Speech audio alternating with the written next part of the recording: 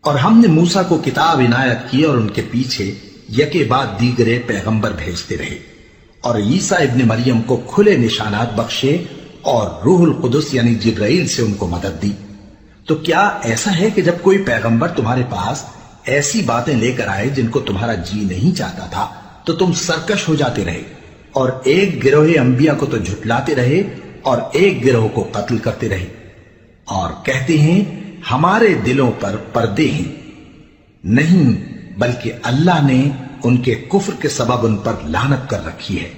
بس یہ تھوڑے ہی پر ایمان لاتے۔ اور جب اللہ کے ہاں سے ان کے پاس کتاب آئی جو ان کی آسمانی کتاب کی بھی تصدیق کرتی ہے، اور وہ پہلے ہمیشہ کافروں پر فتح مانگا کرتے تھے، پھر جس چیز کو وہ خوب پہچانتے تھے جب ان کے پاس آ پہنچی تو اس سے منکر ہو گئے، بس کافروں پر اللہ کی لعنت۔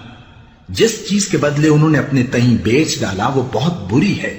یعنی اس جلن سے کہ اللہ اپنے بندوں میں سے جس پر چاہتا ہے اپنی مہربانی سے نازل فرماتا ہے۔ اللہ کی نازل کی ہوئی کتاب سے کفر کرنے لگے تو وہ اس کے غضب بالائے غضب میں مبتلا ہو گئے، اور کافروں کے لیے ذلیل کرنے والا